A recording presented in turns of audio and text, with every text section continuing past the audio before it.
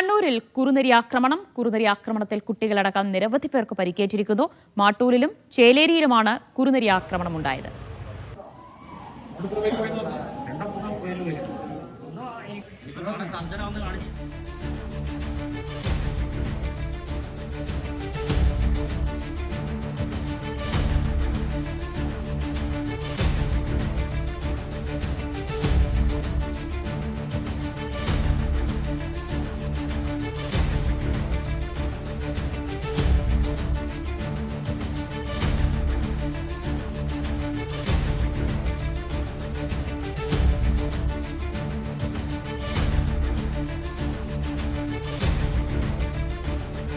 ദൃശ്യങ്ങളിൽ വീട്ടിലേക്ക് എത്തിയ കുറുനരി കുട്ടിയെ കടിച്ചു വലിക്കുന്നതൊക്കെ കാണാൻ കഴിയുന്നുണ്ട്. നിരവധി കുട്ടികൾക്ക് പരിക്കേറ്റിട്ടുണ്ടെന്ന് മനസ്സിലാക്കാൻ കഴിയുന്നു. ബിജീഷ് ഗോവിന്ദൻ വിവരങ്ങൾ നൽകും. ബിജീഷ്, ഈ തെരുവുനായ ശല്യത്തിന് പിറകെയാണ് ഇപ്പോൾ ഈ കുറുനരി കൂടി രംഗത്തെത്തിയിട്ടുള്ളത്. നിരവധി പേർക്കാണോ പരിക്കേറ്റിട്ടുള്ളത്?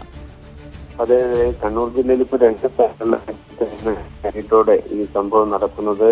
അത് ആദ്യത്തെ മാട്ടൂരിലാണ്. സ്കൂൾ വിട്ട് വന്ന് കളിച്ചുകൊണ്ടിരിക്കുകയായിരുന്ന കുട്ടികൾക്ക് നേരെയാണ് കുറുനരിയുടെ ആക്രമണം ഉണ്ടായത്. ഇതിനകത്ത് നമുക്ക് ആ ദൃശ്യങ്ങളിൽ കാണാൻ ഒരു കുട്ടിയെ കുറുനരി ഓടിച്ചിട്ട് കടിക്കുകയാണ്.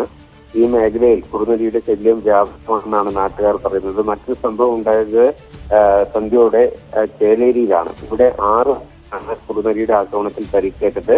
ഇതിൽ 2 കുട്ടികൾ ഉൾപ്പെടും.